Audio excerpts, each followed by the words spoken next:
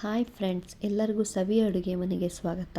ಇವತ್ತು ನಾವು KFC style chicken popcorn ಹೇಗೆ ಮನೆಯಲ್ಲೇ ಮಾಡ್ಕೊಳ್ಳೋದು ಅಂತ ನಾನು ತೋರಿಸ್ಕೊಡ್ತಾ ಇದ್ದೀನಿ. ಬನ್ನಿ, ಇವಾಗ ಏನೇನು ಬೇಕು ಅಂತ ಹೇಳ್ತೀನಿ.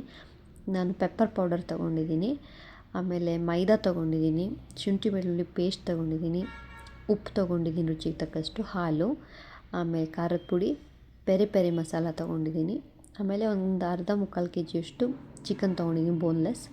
ಆಮೇಲೆ ಒಂದು ಬೌಲ್ಗೆ ಹಾಲು ಹಾಕ್ಕೊಳ್ಳೋಣ. ನಾನೊಂದು 1/4 ಲೀಟ್ರಷ್ಟು ಹಾಲು ತೊಗೊಂಡಿದ್ದೀನಿ.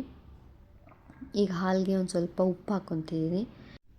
ಈಗ ಅದಕ್ಕೆ ಒಂದು ಸ್ವಲ್ಪ ಖಾರದ ಪುಡಿ ಹಾಕ್ಕೊಳ್ಳೋಣ, ಒಂದು ಕಾಲು ಟೀ ಸ್ಪೂನಷ್ಟು. ಅದಕ್ಕೆ ಒಂದು ಸ್ವಲ್ಪ ಖಾರದ ಪುಡಿ ಕಮ್ಮಿ ಹಾಕ್ಬೇಕು, ಮೆಣಸು ಪೌಡರ್ ಯೂಸ್ ಮಾಡೋದ್ರಿಂದ. ಈಗ 1 ಟೀ ಸ್ಪೂನಷ್ಟು ನಾನು ಮೆಣಸು ಪೌಡರ್ ಹಾಕ್ಕೊತೀನಿ. ಆಮೇಲೆ ಶುಂಠಿ ಬೆಳ್ಳುಳ್ಳಿ ಪೇಸ್ಟ್ ಹಾಕ್ಕೊತಿದ್ದೀನಿ, ಒಂದು ದೊಡ್ಡ ಚಮಚದಲ್ಲಿ 1 ಚಮಚ ಹಾಕ್ಕೊತೀನಿ, ಅದ್ರ ಫ್ಲೇವರ್ ಚೆನ್ನಾಗಿ ಬರುತ್ತೆ ಅದರಲ್ಲಿ. ಆಮೇಲೆ ಅದನ್ನು ಚೆನ್ನಾಗಿ ಮಿಕ್ಸ್ ಮಾಡಬೇಕು ಹಾಲಲ್ಲಿ. ಉಪ್ಪೆಲ್ಲ ಕರಗಬೇಕದು, ಗಂಟಾಗಿರಬಾರ್ದು ಖಾರದ ಪುಡಿ. ಈಗ ಮಿಕ್ಸ್ ಮಾಡಾದಮೇಲೆ ಅದಕ್ಕೆ ನಾನು ಬೋನ್ಲೆಸ್ ಚಿಕನ್ ತೊಗೊಂಡು ವಾಶ್ ಮಾಡಿ ಇಟ್ಕೊಂಡಿರ್ತೀನಿ, ಅದನ್ನು ಚೆನ್ನಾಗಿ ಹಾಕಿ ಮಿಕ್ಸ್ ಮಾಡಬೇಕು ಅದನ್ನು ಕೈಯಲ್ಲಿ. ಸ್ಪೂನಲ್ಲೆಲ್ಲ ಮಿಕ್ಸ್ ಮಾಡಿದ್ರೆ ಅದೊಂದು ಸ್ವಲ್ಪ ಮಸಾಲೆ ಹಿಡಿಯಲ್ಲ. ಸೊ ಹಂಗಾಗಿ ನಾನು ಕೈಯಲ್ಲೇ ಚೆನ್ನಾಗಿ ಮಿಕ್ಸ್ ಮಾಡ್ತೀನಿ, ಆವಾಗ ಚೆನ್ನಾಗಿ ಮಿಕ್ಸ್ ಆಗುತ್ತೆ. ಈಗ ಒಂದು ಪ್ಲೇಟ್ಗೆ ನಾನು ಮೈದಾ ಹಾಕ್ಕೊತಿದ್ದೀನಿ. ಈಗ ಮೈದಾ ಹಾಕ್ಕೊತಾ ಇದ್ದೀನಿ. ಆ ಮೈದಾ ಚಿಕನ್ಗೆ ಎಷ್ಟು ಡಿಪ್ ಮಾಡೋಕ್ಕೆ ಬೇಕಾಗುತ್ತೆ ನೋಡಿ ಅಷ್ಟನ್ನ ಕ್ವಾಂಟಿಟಿ ಹಾಕ್ಕೋಬೇಕು. ಈಗ ಅದಕ್ಕೆ ಉಪ್ಪು ಹಾಕ್ಕೊತಿದ್ದೀನಿ. ನಾನು ಅಲ್ಲಿ ಮ್ಯಾಗಿನೇಷನ್ ಮಾಡೋಕ್ಕೂ ಉಪ್ಪು ಹಾಕ್ಕೊಂಡಿರ್ತೀನಿ, ಸೊ ನೋಡಿ ಉಪ್ಪು ಹಾಕ್ಕೊಬೇಕು ನಾವಿಲ್ಲಿ. ಖಾರದ ಪುಡಿ ಎಲ್ಲ ಈಗ ಖಾರದ ಪುಡಿ ಹಾಕ್ಕೊಳ್ತಾ ಇದ್ದೀನಿ. ಪೆರಿ ಪೆರಿ ಮಸಾಲನೂ ಹಾಕ್ಕೊಳ್ತೀನಿ. ಇದಕ್ಕೆ ಚೆನ್ನಾಗಿ ಮಸಾಲೆ ಹಿಡಿಯುತ್ತೆ, ಅದಕ್ಕೆ ಮೈದಾ ಜೊತೆಗೆ ಬ್ಲೆಂಡ್ ಆಗುತ್ತೆ. ಸೊ ಹಂಗಾಗಿ ಇಲ್ಲೇ ನಾನು ಪೆರಿ ಪೆರಿ ಮಸಾಲನೂ ಯೂಸ್ ಮಾಡ್ತೀನಿ. ಈಗ ಪೆರಿ ಪೆರಿ ಮಸಾಲ ಹಾಕ್ಕೊತಾ ಇದ್ದೀನಿ. ಮೆಣಸು ಪೌಡರ್ ಹಾಕ್ಕೊತೀನಿ. ಬೇಕಾದ್ರೆ ನೀವು ಆರಿಗ್ಯಾನೂ ಹಾಕ್ಕೋಬೋದು, ಇಲ್ಲಾಂದರೆ ಸ್ಕಿಪ್ ಮಾಡ್ಬೋದು ನೀವು ಇಲ್ಲ ಅಂದವರು. ಈಗ ಅದನ್ನೆಲ್ಲ ಚೆನ್ನಾಗಿ ಗಂಟಿಲ್ದಂಗೆ ಮಿಕ್ಸ್ ಮಾಡ್ಕೊಂಡ್ಮೇಲೆ ಒಂದೊಂದೇ ಪೀಸ್ ಚಿಕನ್ನ ತೊಗೊಂಡು ನಾವು ಚಿಕನ್ನ ಮೈದಾಗೆ ಎಜ್ಬೇಕು.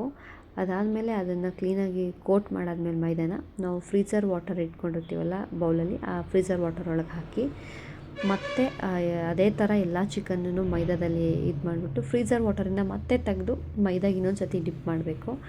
ಅದೇ ಮೈದಾಯಿಂದ ಎಲ್ಲ ತೆಗೆದ್ಮೇಲೆ ನಾವು ಬೇಕಾದ್ರೆ ಒಂದು ಹಾಫ್ ಆ್ಯನ್ ಅವರ್ ಫ್ರೀಝರ್ಗೆ ಇಡಬೇಕು ಚಿಕನ್ನ.